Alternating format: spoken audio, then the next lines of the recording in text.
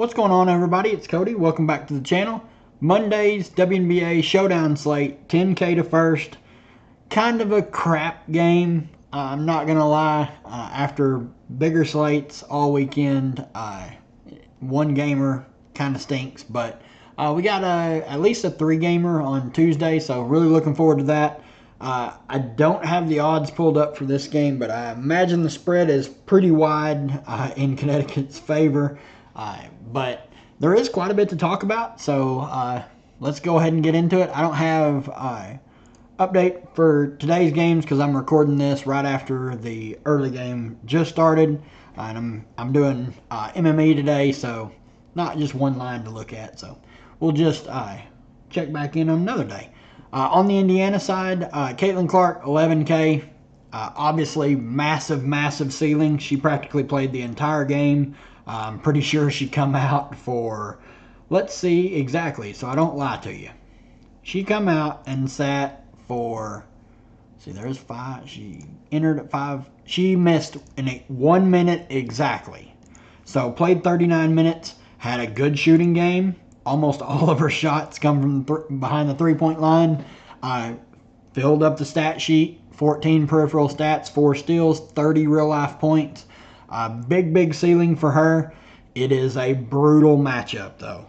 And I don't think people understand how brutal this matchup is. They are going to throw so many people her way. Dejanay is going to be on her from the jump. And then they have bench players that can come in that we'll talk about here in a bit. But Nalissa Smith, 9,200. Minutes trolled a little bit. Only saw 29. Really tilted me up. I had her overs on pretty much all of her fantasy points. I was all over it. It was too low in my opinion. 10 points, 10 rebounds. Usage wasn't as high as I thought it would be. She's a solid play. Probably my favorite play on Indiana. Point per dollar wise, obviously the upside with Clark, but at a 2K difference, I like Nalissa a little bit more. Boston, 8,600. Man, she's just not been good. There is no other way to put it. She's just not been very good. She's fine at 8,600.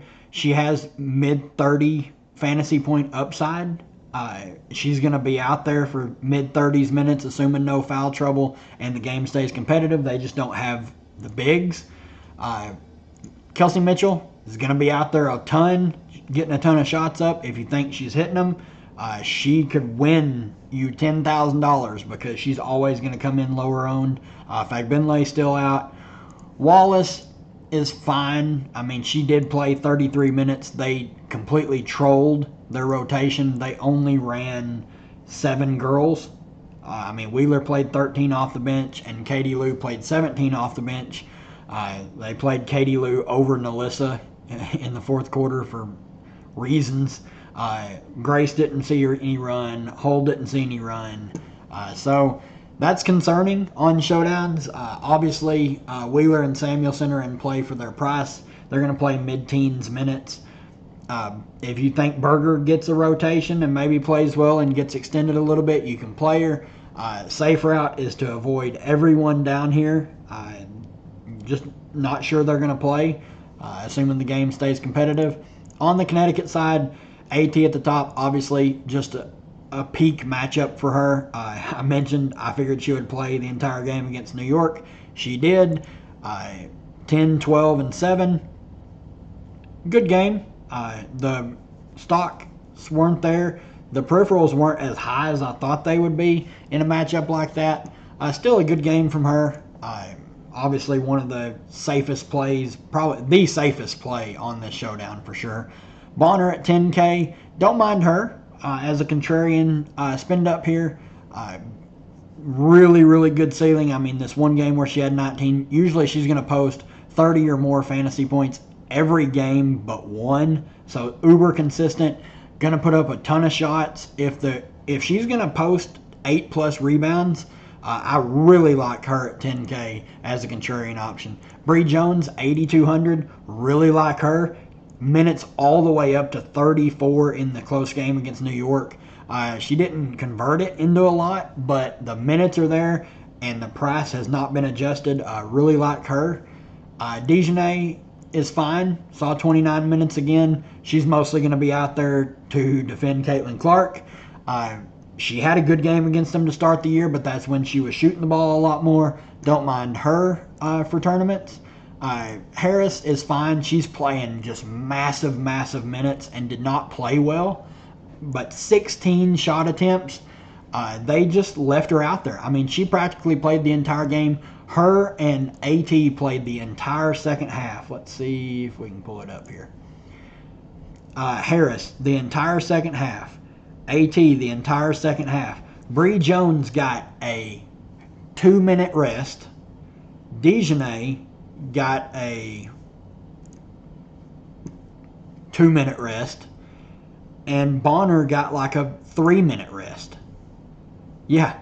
So they ran their starters pretty much the entire second half. So if this game stays competitive, that is something you want to take into consideration. Both these teams may run tight rotations. If the Fever keep this close, they may just run these 7 again. And we know the Sun want to run their 5 for the most part. I mean, obviously, Tiffany Mitchell, 14 minutes, 14 Draftkings points, when typically would get like 6.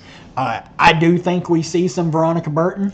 I mentioned Dejanay guarding Caitlin Clark. Caitlin Clark has said in interviews before that Veronica Burton gave her the most hell in college when she was defending her.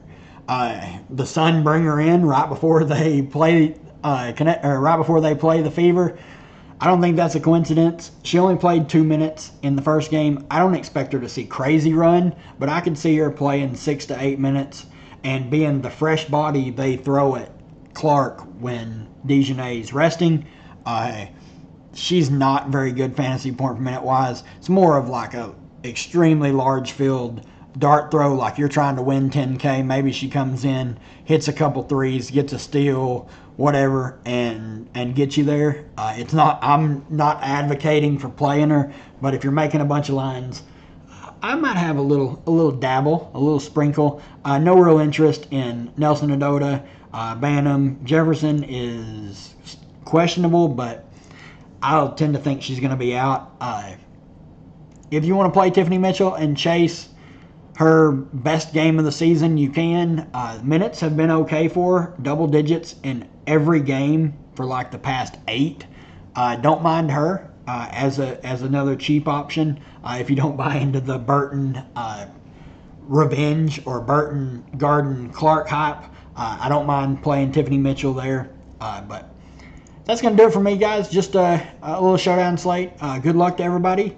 If you enjoy the content, leave a like. It really helps out the channel grow. I really appreciate it. The subscribers are going crazy on the road to 500. Really appreciate you guys, and good luck.